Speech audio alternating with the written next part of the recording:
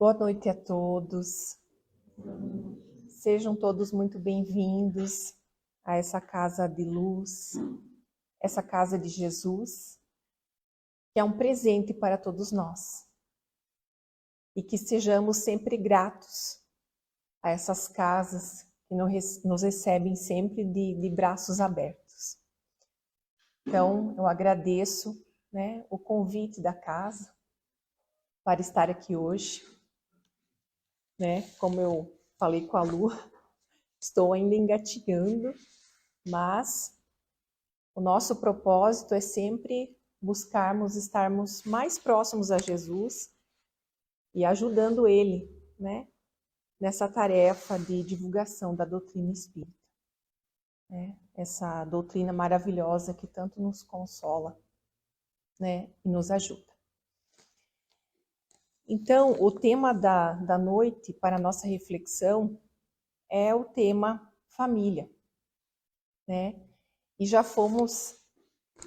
a noite já iniciou muito especial com a apresentação do nosso amigo Luiz, Com essa música maravilhosa, que já nos trouxe uma bela reflexão, para iniciarmos a nossa noite. Então, falando em família, muitas vezes encontramos pessoas conhecidas na rua, amigos, pessoas que não vemos há um certo tempo. E aí conversa vai, conversa vem, e sempre perguntamos, e aí, como é que vai a família? Como vão os filhos? Como vão os pais? E nós? Como estamos em nossa família? Como estamos indo? O Espírito Emmanuel, referindo-se à família, irá nos dizer que a família consanguínea entre os homens pode ser apreciada como centro essencial de nossas reflexões, agradáveis ou desagradáveis, que o pretérito nos devolve. Então, o nosso passado nos traz de volta, para fazermos as nossas reflexões, muitas vezes agradáveis e muitas vezes não tão agradáveis. Desta forma, entendemos que uma família de encarnados não se dá de maneira fortuita. Nós sabemos que ninguém tropeça no meio-fio e acaba renascendo em uma família repleta de desconhecidos. Com certeza, nós não estamos ali por acaso. Então, não foi um acidente, tropeçamos e aí aparecemos lá naquela família. Com certeza não foi por acaso. Os laços que nos unem em uma existência corporal são resultados das nossas conquistas e dos nossos equívocos de outras existências. Encontraremos no seio familiar aqueles indivíduos com quais temos mais afinidades. Mais afinidades de amizade, de carinho, de respeito, que compartilham conosco, que nos fortalecem, que estão sempre ali nos incentivando. Mas muitas vezes encontramos ou encontraremos antigos adversários que comparecem no seio familiar à conta de credores nossos, exigindo de nós a reparação e o ajustamento dos nossos equívocos. Tudo isso perante a lei divina. Então, são aqueles espinhozinhos que às vezes a gente acaba pisando, eles sempre estão por perto, e aí dói, aquele espinho machuca, a gente chora, a gente pensa, meu Deus, por que que eu vim parar aqui nessa família? Por que tanta dificuldade? Tanto um como o outro, tanto os afins como os não tão afins, são para nós oportunidades de crescimento. São oportunidades de nós nos aperfeiçoarmos como espíritos. Tem uma história interessante de Humberto de Campos. É uma história bem singela, mas que nos ajuda a entender um pouquinho mais. Então ele narra o caso de um jovem que assassinou um senhor já de idade. E o objetivo dele era tirar a fortuna daquele senhor para aplicar em sua vida. Uma vez que ele era jovem, estava na flor da idade, na flor da juventude, com toda a sua vida pela frente, e faria muito melhor uso daqueles recursos do que aquele senhor que já estava caminhando para o túmulo. Tendo realizado o seu intuito, esse jovem parte daquela cidade com aquela pequena fortuna e foi para um lugar desconhecido, onde ninguém podia vinculá-lo ao crime que ele tinha cometido. Aí ali ele começa a empreender os seus recursos, conhece uma jovem, se casa com ela.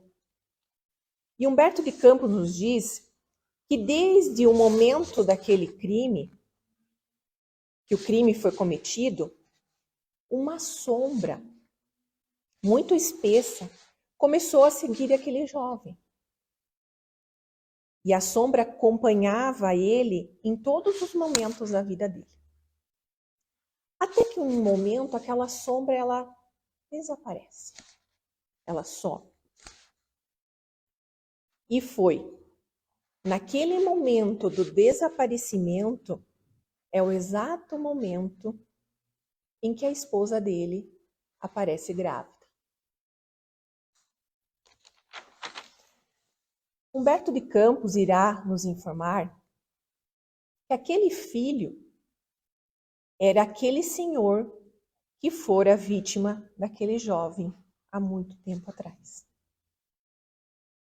Então, aquele espírito voltaria ao seio familiar, buscando o quê? Buscando reparação e o recebimento daquilo que lhe pertencia. Em dois aspectos. Receberia por herança aqueles recursos financeiros que lhe foram furtados pelo crime e pelos braços do pai a vida que também foi lhe furtada. E é claro, com os carinhos maternos, né, da mãe, obviamente. Naturalmente que as posições vibratórias desses dois espíritos não iam ser muito fáceis, né? Iam se tornar grandes desafios de convivência, né? De entendimento entre aqueles dois espíritos. Mas nesse exemplo, né? Nós tivemos,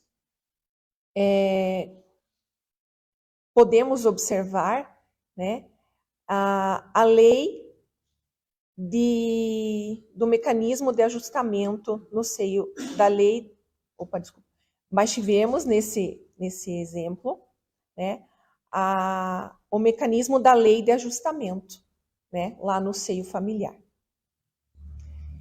Então, meus irmãos, a família é um celeiro de bênçãos, onde encontramos ali, pela misericórdia divina, as possibilidades de crescimento e de nos libertar de um passado delituoso, de estabelecer vibrações, de conexões positivas e de construirmos um futuro melhor para nós e para aqueles que nos cercam.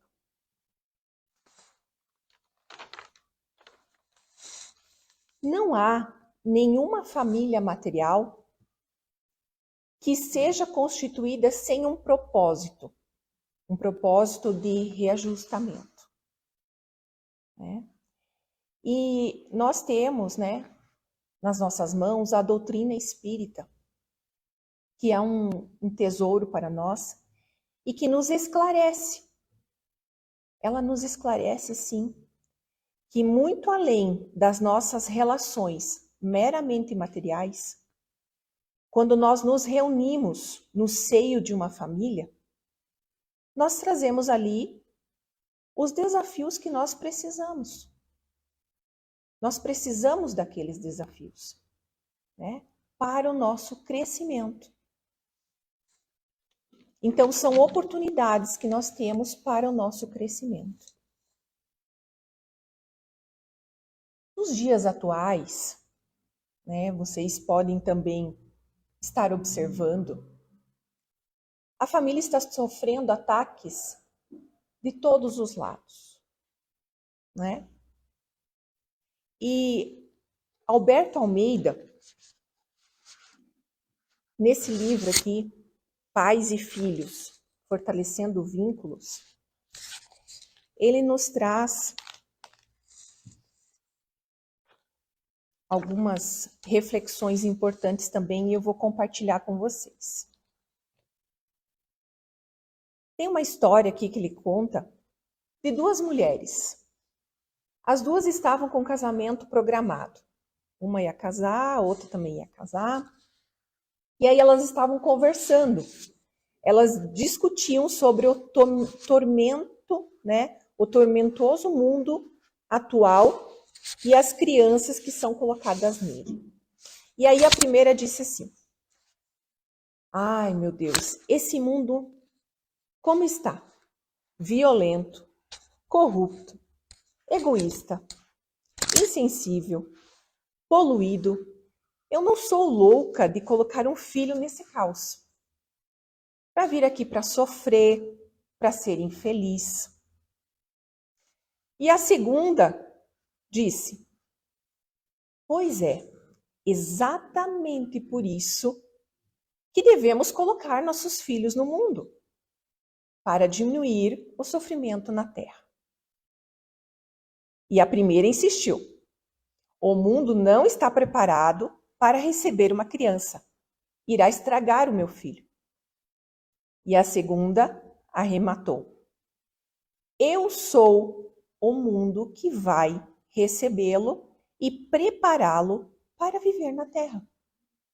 Eu confio em Deus que não será o mundo que vai estragar meu filho, mas será o meu filho que virá, ajudará a consertar o mundo. Então vejam, né? Duas pessoas com ideias, com pensamentos completamente diferentes. E aí Alberto Almeida diz: estes são dias desafiadores, em que se vêem famílias destroçadas pelos seus próprios membros, assinalando momentos penumbrosos em tempos de transição planetária. Então, nós sabemos que o mundo está passando por um momento de transição, né? E que as famílias estão sofrendo, né, várias situações, cada uma dentro do seu âmbito. A família é um sistema que se define como saudável ou não. Então, ou ela é saudável ou ela não é saudável. Quando saudável, ela reveste-se de relações ricas em emoção, né? O lar obedece uma hierarquia de funções, na qual a autoridade parental, que é o pai e a mãe, fica para o pai e a mãe. Então, o pai e a mãe exercem o seu papel de pai e de mãe. E que hoje a gente está vendo uma certa inversão de papéis. No lar equilibrado, existem regras nítidas que regulam as interações entre todos, né? Esposo, pai, filho, entre os filhos, garantindo um bom desempenho doméstico. Então, a hierarquia se faz presente. E essas normas, elas estruturam a liberdade responsável dentro do lar. Por meio do quê? Dos direitos e dos deveres. Então, é importante que nós, pais responsáveis, deixamos isso bem claro, né? Para pensarmos um pouquinho sobre isso. Qual é o meu papel como mãe, como pai? Cada um tem um papel. Temos que cuidar para que esses papéis não mudem, né? E a gente observa essas mudanças de papéis. A educação nobre, comandada pelos pais, estabelece valores e princípios morais, que vão sendo esculpidos gradativamente em cada elemento, né? Criando um ambiente e uma cultura de harmonia e de paz, que vai favorecer a todos. Alberto Almeida também fala que quando a família não está atenta a isso, quando ela não está observando esse desempenho, ela perde a sua função. E a família começa a ficar doente. Ela adoece. Ela começa a mostrar que não está bem. Aí o que começam? Começam os desequilíbrios emocionais, né? Onde cada um começa a procurar aquilo que não está encontrando dentro do lar, dentro da família. Os jovens, muitas vezes, começam as drogas, o álcool e tantas outras situações que existem, né? Isso é o que a gente está observando nesses dias, então, fala Alberto Almeida. É claro que tem exceções. Sim, tem exceções, né?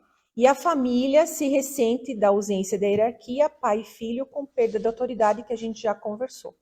Então, os papéis estão sendo invertidos. Ora temos filhos ditadores, como ele fala, e ora também tem aqueles pais, né, violentos, castradores, né? Uma outra questão que ele comenta, que está se observando, que identifica-se na casa, é a diminuição da convivência familiar. As pessoas não tomam mais café junto, elas não almoçam mais junto, elas não jantam mais junto, elas não têm mais um momento de conversa, perguntar como foi seu dia, o que você fez na escola hoje, está precisando de alguma coisa, está feliz. Essa questão da conversa, né, ela está cada vez menor, né? Então, é os momentos nas refeições, é um momento de conversa em família, é buscar entretenimento juntos, né? É acompanhar os estudos, é buscar realmente assim, agora é um momento de estar em família, é um momento de estar em família. Né? Agora eu estou 100% presente com meu filho, com meu pai, com a minha mãe, enfim, na situação familiar onde cada um de nós está inserido. Então, é para nós pensarmos um pouquinho sobre essa questão, né? O que nós estamos fazendo, né? Estamos conectados 24 horas no celular, aquilo é o mais importante, né? Então, nós temos que pensar um pouquinho.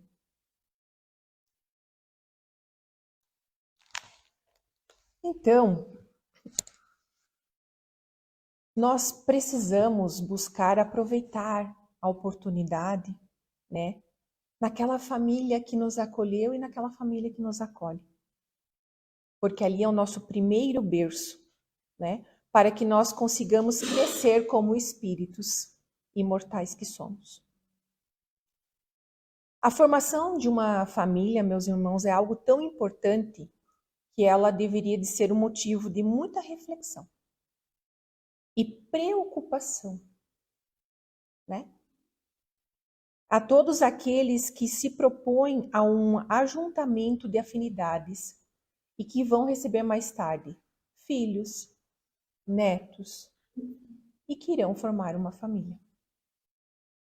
Por isso, os jovens e aqueles que já têm famílias constituídas têm em suas mãos a possibilidade de construir um grande tesouro de crescimento e de progresso.